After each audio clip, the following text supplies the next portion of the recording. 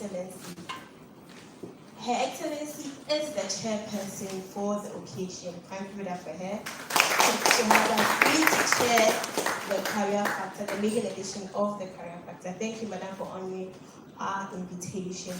As we are waiting for the other guests to come, we would let the guest speaker here, who is seated here, to start as we wait for the others to come. As Joe already said, Komla Adom is a multiple award-winning broadcast journalist. Emphasis on the multiple award-winning broadcast journalist. He's an anchor, he's an MC, and then he's an alumnus of this institute, Ghana Institute of Journalism. So we'll call on Komla Adom. He's come to take us through emceeing and internship, a step to developing a career. Shall we start for Komla Adom?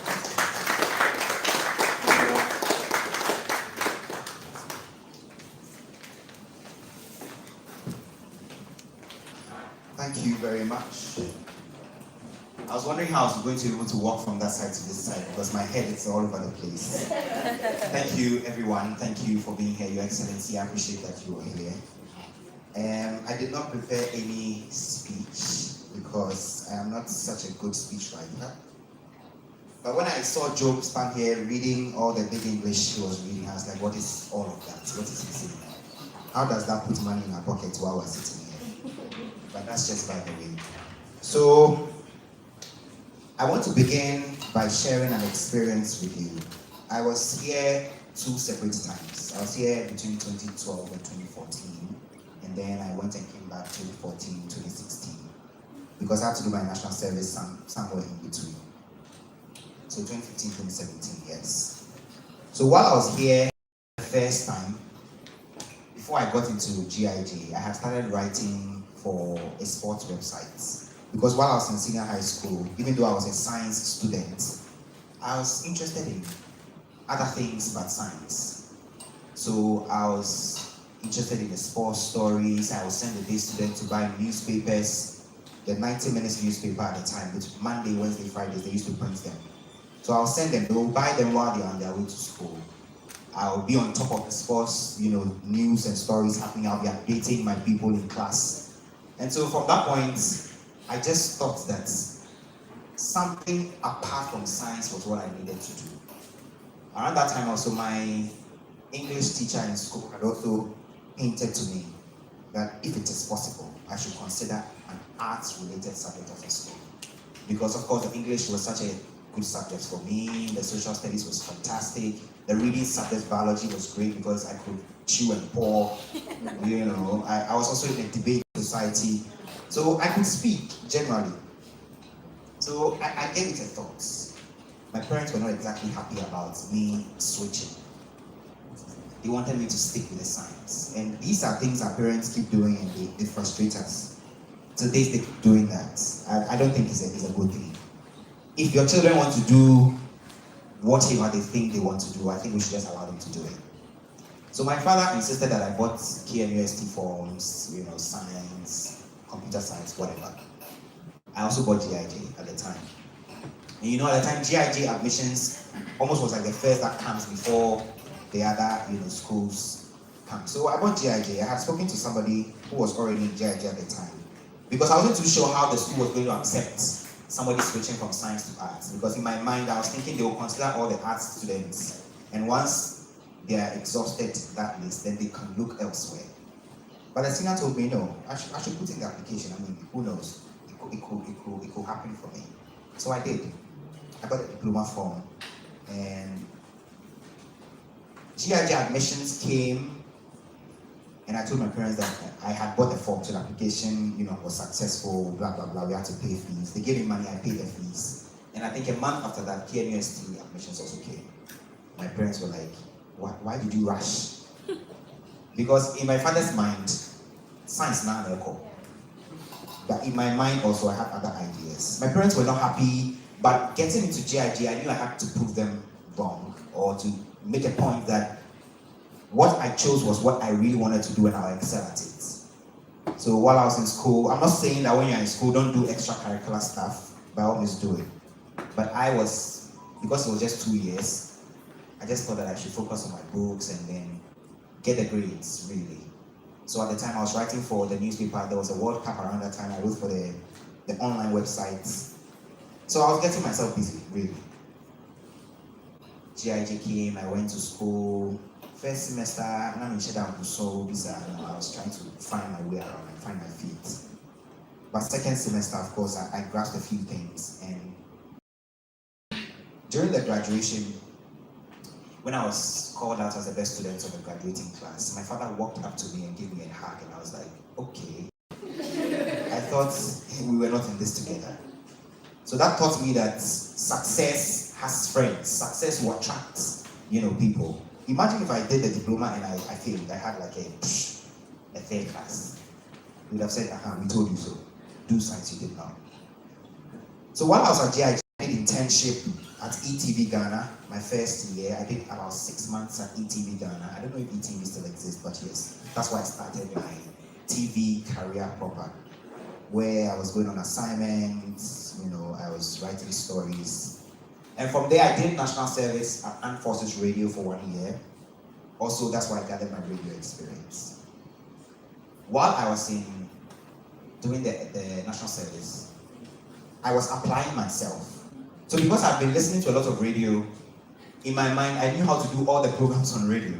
So when we go to Armed Forces Radio, there was free way for us to do what we really wanted to do. So we're emulating City and Joy FM on Armed Forces Radio. We'll listen to their stories, we'll write them, we'll go and present them, just like what we listen to the people on Joy and City FM do it. I thought it was exciting. I mean, there were no inhibitions, if you like. Even though we're restricted to doing just Armed Forces related stories because of Armed Forces, radio station. But it gave you some kind of leverage. It gave you an experience how to speak in the microphone, on how to use the console, how to write stories, because we're also writing stories for publication in the Armed Forces quarterly newspaper at the time. And also speaking in public, which is what we have been taught in school, but it was an opportunity for you to actualize all of that. So after national service, I did other things. I went to manage, an eatery for some time. I was selling pie and pastries. When I was doing my top-up, I used to take all of those to campus. And before I go to class, I'll go around and sell spring rolls and samosa before I get to class. They were delicious, I have to say. And so everybody liked them. And if it doesn't finish, I don't go to lectures because they have to be set hot.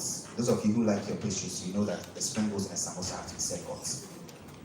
I was doing this not because I wanted to do it, even though I was doing it because I wanted to raise funds to cater for my top-up education. It was also an experience for me how to do marketing, basic marketing, how to sell basic stuff.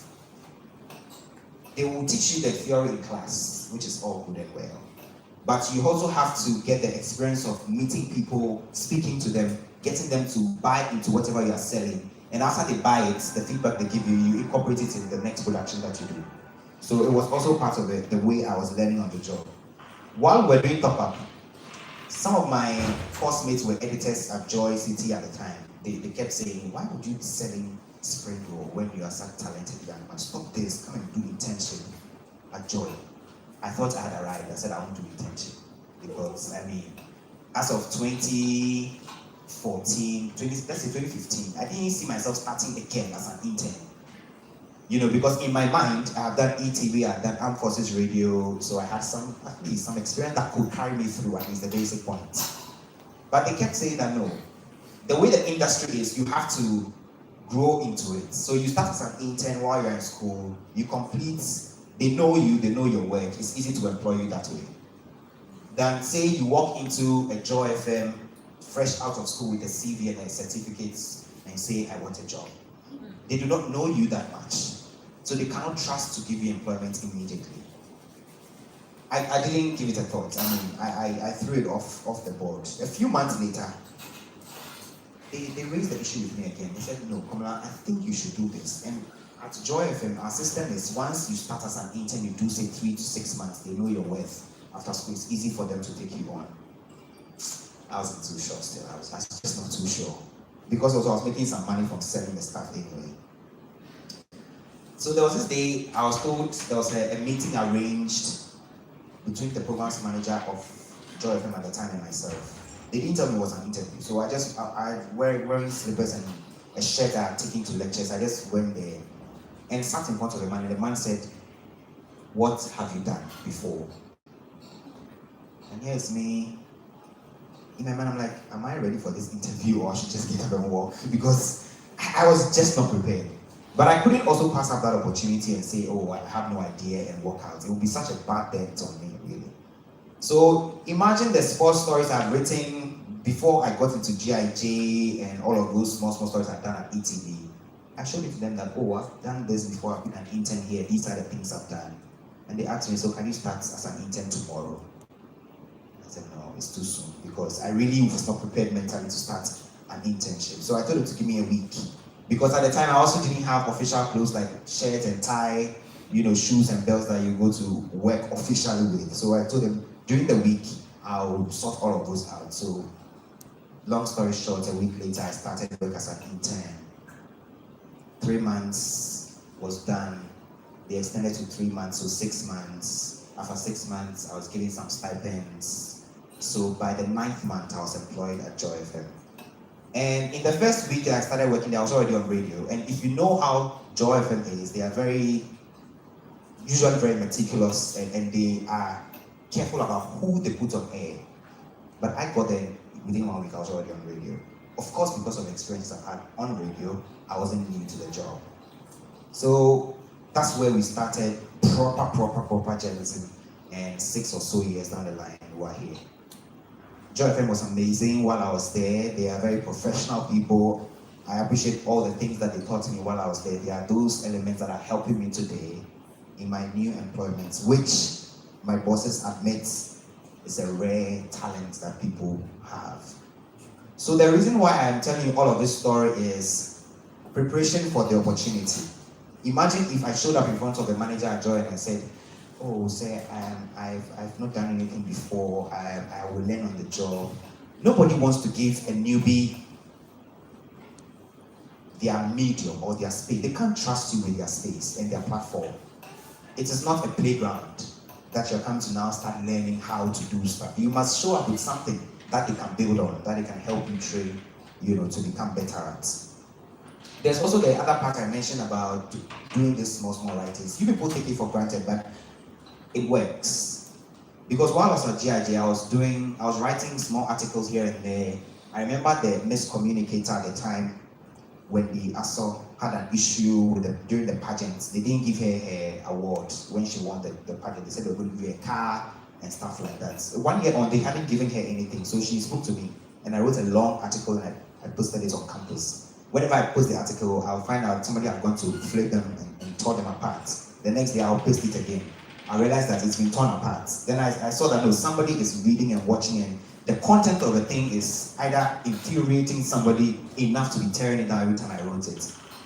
And it generated results. I mean, they finally gave her price worth and stuff like that. So I also have to tell you this moment that those little things you do while you're on campus, which is related to the job, will pay off. I understand these days you guys are very social media happy, everything you want to do on social media. One thing I have to say to you is you have to develop a digital footprint. Do we know what digital footprints are? Do we know? You do not. So imagine I was asked by my editor at TV3 to recommend one of you for employment. Not even as an intern, but for employment. And I mentioned a name, say, Sarah Kofi, to my boss. He will ask, who is Sarah Kofi? Quickly, we'll go and Google Sarah Kofi. And we find nothing. Okay, so who is this Sarah Kofi you are recommending to us? What is the person's, profile? What has the person done before? Then there's nothing there. You think my boss will take you on? Will want to take a gamble in such a competitive media space, take a gamble on a nobody, quote unquote? Definitely not. So the digital footprint is just you putting pretty much your LinkedIn accounts are there, you put stories on there, you put articles you've written on there, even on Facebook, where I live, because I'm always on Facebook. When I'm out of data, I feel like a part of me is missing because I can't be on Facebook. When I'm on Facebook, even in as much as we're, chilling, having fun with friends, etc., I use social media a lot because I have a lot of following. I project my stories, my documentaries, I project it a lot on social media. So if you Google me right now, you find so many things. I mean, so many things. Some are not related to the job, others are related to the job, but there's definitely something you find about me on there which should be a building point. If the editor or somebody wants to employ somebody, for their media house. So the digital footprints is very, very important.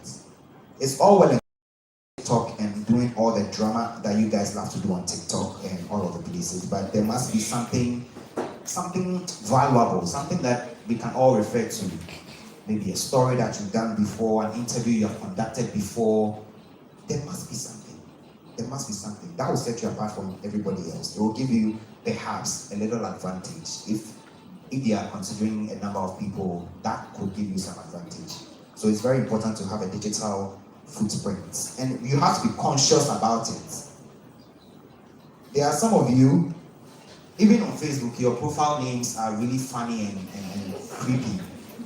Somebody will have Akosua Kardashian, for example, or Kim Sadia. Konshira, what is all that? Who is that? What is all that? We must identify you as who you are. There must be their personality. All of those, some people use those as clones to do other stuff. So you have a main account and you have this other account that used to insult people and do all the terrible things. But there must be something professional that we can find when we log onto social media. So when we go on Instagram, we must find something, not just you posing and taking pictures with your butts that way. There must be something job related that must be on there. Then I'll say again that, as we have said, when you're doing internships, apply yourselves. In our media house, for example, it's very difficult to employ interns because the interns that come around, sorry to say, they really just kind of walk about and go. But imagine you showed up as an intern in the newsroom, and when we're having news meetings in the morning at 8 o'clock, you are basically giving an idea, raising your hand. Oh, I think this story, let's do it this way. Let's speak to Mr. A and B. Let's develop the story this way. It will be better. It will sound better. It will look better. Which person in the newsroom will call you and say, go and buy me peanuts across the road? But you showed up as an intern wearing skimpy clothes in the first place. You come and walk about with your handbag, with your nyash, just shake, come and sit down. If they say do something, you don't want to do it. You drag your feet and say, oh, I'm not getting through to, I'm not getting. At the end of the day, you walk home and not do anything else. Nobody takes you serious that way. Imagine you showed up at work and you went to a Komla Adom sitting there who is busily prepared for his bulletin, and you're asking, okay, so how do you do this? Oh, this is how you do it. You are even observing, just observing, so that next time you can do something on your own. It will take you a long way. But if you just come to sit down, browse on the PC, put your earphones in your ears, listen to music half of the time, go home without learning or doing anything, nobody will employ you or retain you in the company. So apply yourself during internships. Offer to go on locations with a journalist. A journalist is going on location to do a story. Oh, can I tag along? Can I tag along quickly so I see how you do it? You go with a person. You're observing how they are doing it, how they are gathering the stories, how they are conducting the interviews on location, and all of that. It will give you something. So by the end of 3 months when you are leaving, at least you have something that you can write about when you are asked in the classroom. Are we okay? Am I making sense or I'm just talking really? Are you sure? Yes. So you want to give me a hand? Yeah.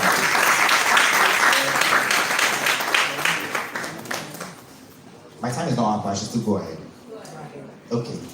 So the part about being an MC and voiceover artist. So being an MC it can be easy and daunting at the same time, okay? When I was starting, I think the first event I MC'd was, I think a family member had a wedding or something. And I thought that because I was in journalism school, I could speak, It was really, there was a lot of tension. But I have to say, because it was a family event, it's easier that way to start. So you start that way. I mean, from that point, I was building confidence. You take pictures, you take videos, you put them on Instagram, you put them on Facebook. Somebody sees it, they're like, oh, I think, can you also come and do my event for me? You can do free events for the first few events. People who come to the events, listen to you, take your contact during the events because they think you're good. They get an event, they invite you. So you start small. You start with your family. That's how I started. I don't know how others started. And it's not all the events that I do these days because I'm very busy.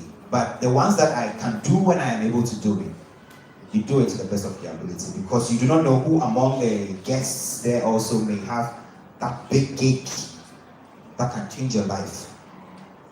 You know, so sometimes when we go to events and we are emceeing, you are looking out to be the best representation of yourself at the time so that other people who are there for the event, who also in future may need your services, will contact you, and then you can take it from there.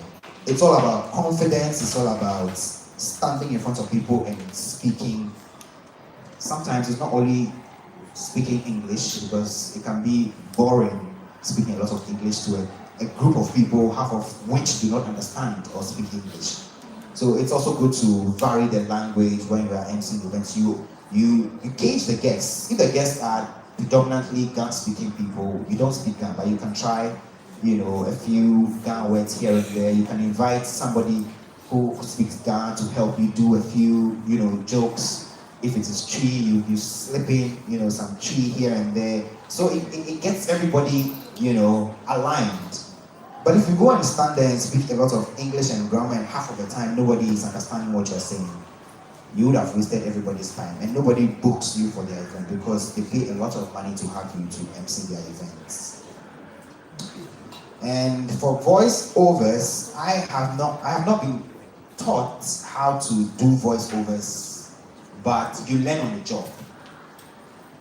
And you learn by watching those who do it best. So you watch the BBCs of this world, you watch the CNNs, how they do their voiceovers, how they do that. There are something they call inflections, how you modulate your voice when you're reading a script. And sometimes you read it and you're listening after you're like, oh, I did this because it sounds really, really sweet. You have to be mindful of the language to an extent that you are taking consideration the pauses that you have to, note when you are doing the voiceovers. For us, we do them on a regular basis in the office because once you go on assignment to do a story, you have to voice it, read it by yourself. So those who have good voices, read them. Those who have terrible voices, somebody has to read it for them. And so it's also an art. But the good voice, as they say, is not enough. You must invest in polishing it. There must be some deliberateness about how to keep it smooth, how to ensure the pauses are right, the pronunciation is very, very key because for an on-air person or a TV personality, the last thing you want to have is being on TV and mispronouncing everything. These days, there's a page on Instagram called Pronunciation Alerts. I hear it's a group of young people who have been monitoring the space, on-air personalities and their presentations. They've been catching us a lot when we make mistakes in pronouncing words. They'll catch the clip and put it on Instagram and then tell you how it is pronounced rightly. So, they've caught us a few times. But you have to invest a lot in ensuring that the pronunciations are on point. Sometimes it may sound odd, but if it is the right thing, you mention it the right way. So this morning I was at GIJ. Can I get a marker? This one I was at GIJ and then I asked them to pronounce a few words just for trial purposes. So let me repeat it here perhaps. Those who were in GIJ, I'm sure will know. So let me just write 4 of them.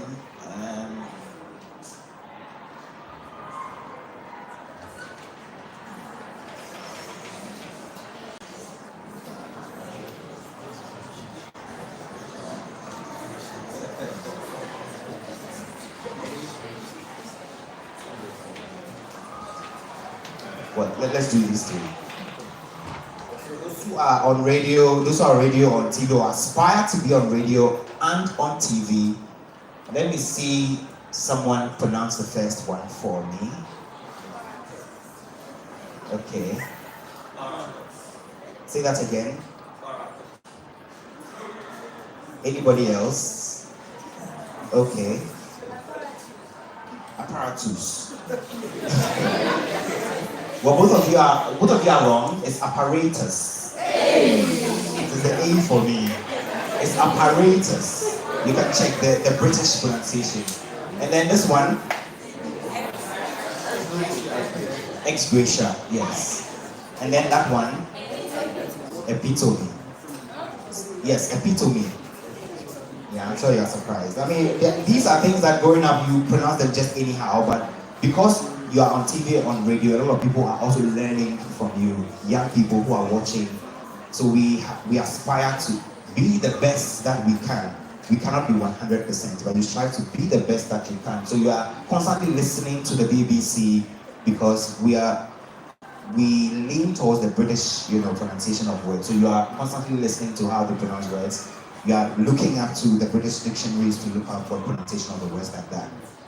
And as I was telling the students this morning, when I pronounce the word and I am so confident that what I'm pronouncing is the right thing, whatever anybody thinks about it, I do not care. So there are sometimes in the newsroom we'll be having conversations and I'll chip in your word and you're like, hey, I'm like, no, that's just how it has to be pronounced. So you just have to stick to it that way. So it's been an interesting journey. I don't know if all that I've been saying here has made sense so far, but that'll be my little bit for now. Perhaps later on I may come back if there are any questions. So I should take the questions now. We'll take the questions later. Okay. So thank you for your audience. I'm available for any follow-ups. Thank you so much, Komla Adom, for the insightful education. Yes, what I picked from the speech is that one, digital footprint. You need to make sure that you leave some digital footprint as a student of community.